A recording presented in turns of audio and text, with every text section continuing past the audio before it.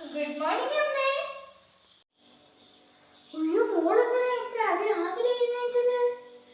അമ്മ ഈ ജോലി എല്ലാം ചെയ്തില്ലയോ? മോളെ പോയി കിടന്നു. സാരമില്ലമ്മേ, ഞാൻ എല്ലാ ജോലിയും ചെയ്തോളാം. അമ്മ ഈ ചൂല് എവിടെയാ? ഞാൻ മുറ്റത്ത് തൂക്കാം.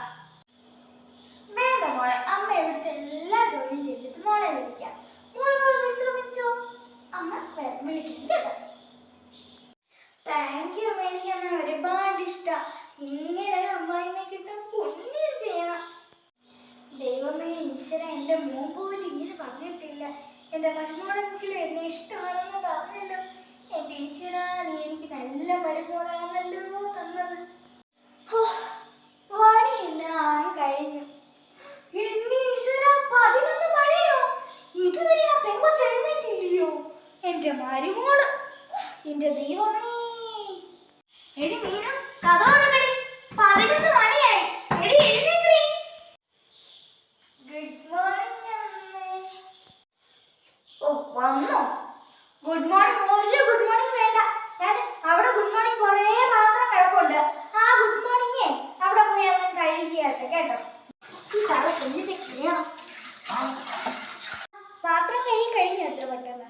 ഈ പിന്നെ മോള് പോയേ ആ മിറ്റം അടിച്ചു വാരി തുണിയും കഴുകി പെരയെല്ലാം നല്ല വൃത്തിക്ക് അടിച്ചു വാരി അങ്ങോട്ട് തുടയ്ക്കും. ഇവർക്കൊരു പണി കൊടുക്കണമല്ലോ. എന്ത് കൊടുക്കാനോ? ഇവരെ ഇനി എന്നെ വീട്ടിപ്പിക്കും. എന്നെ കൊണ്ട് ജോലി വെച്ചിട്ട് സുഖമായിട്ട് ഇരിക്കുമല്ലേ. ഇപ്പൊ കണ്ട സുഖമായിട്ട് നിലത്ത് വീഴും.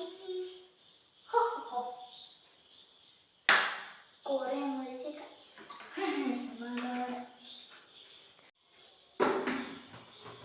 വെള്ളം പിടിച്ച് അയ്യോ എന്റെ ദൈവമേ, എന്റെ വട പോയി. എടി മീനു, ഓടി കാണി. വീടല്ലേ, അങ്ങനെ തന്നെ വേണമെന്നല്ലേ നിങ്ങൾക്ക്.